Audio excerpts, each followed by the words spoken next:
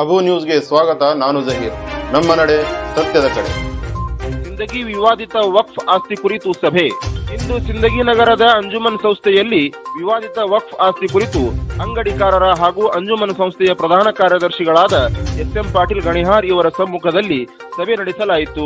ಈ ಸಭೆಯಲ್ಲಿ ಸಿಂದಗಿ ವಿವಾದಿತ ವಕ್ಫ್ ಆಸ್ತಿ ಕುರಿತು ಹಲವು ಚರ್ಚೆಗಳು ಆದವು. ಈ ಸಂದರ್ಭದಲ್ಲಿ ಬಾಷಾ ಸಾಬ್ ತಾಂಬೋಳಿ ಮಾತನಾಡಿ, ನಿರಾಶ್ರಿತ ಅಂಗಡಿಕಾರರು ಅಂಗಡಿಗಳು ಕಳೆದುಕೊಂಡು ತಮ್ಮ ಉಪಜೀವನವನ್ನು ನಡೆಸಲು ಕಷ್ಟವಾಗುತ್ತಿದೆ.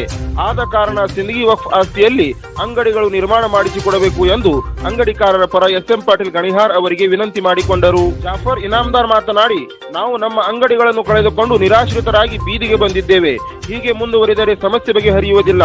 ನಾವೆಲ್ಲರೂ ಸೇರಿ ಎಸ್.ಎಂ. ಪಾಟೀಲ್ ಅವರು ಹೇಳಿದ ಹಾಗೆ ಕೇಳಿದರೆ ಅಂಗಡಿಗಳು ನಿರ್ಮಾಣವಾಗಲು ಸಾಧ್ಯ ಎಂದು ಹೇಳಿದರು. ಇದಕ್ಕೆ ಸೂಕ್ತವಾದ ಮಾರ್ಗವನ್ನು ಹುಡುಕಿ ಕಾನೂನು ಚೌಕಟ್ಟಿನಲ್ಲಿ ಅಂಗಡಿಗಳು ನಿರ್ಮಾಣ ಮಾಡಿಸಿಕೊಡಬೇಕು ಎಂದು ಕೇಳಿಕೊಂಡರು. ಈ ಸಂದರ್ಭದಲ್ಲಿ ಹಲವು ಮುಸ್ಲಿಂ ಮುಖಂಡರು ಮಾತನಾಡಿ ತಮ್ಮ ತಮ್ಮ ಸಲಹೆ ಮತ್ತು ಸೂಚನೆ ನೀಡಿದರು. ಕೊನೆಗೆ ಎಸ್.ಎಂ. ಪಾಟೀಲ್ ಗಣಿಹಾರ್ ಮಾತನಾಡಿ, ಶಾಸಕರೊಡನೆ ಹಾಗೂ ಸಚಿವರೊಡನೆ ಚರ್ಚೆ ಮಾಡಿ ಅಂಗಡಿಗಳನ್ನು ನಿರ್ಮಾಣ ಮಾಡಿಸುವಲ್ಲಿ ಪ್ರಾಮಾಣಿಕ ಪ್ರಯತ್ನ ಮಾಡುತ್ತೇನೆ ಎಂದು ಭರವಸೆ ನೀಡಿದರು. ಈ ಸಭೆಯಲ್ಲಿ ಸಿಂದಗಿ ನಗರದ ಮುಸ್ಲಿಂ ಮುಖಂಡರು ಹಾಗೂ ನಾಗರಿಕರು ಸೇರಿದಂತೆ ಇನ್ನಿತರರು ಉಪಸ್ಥಿತರಿದ್ದರು.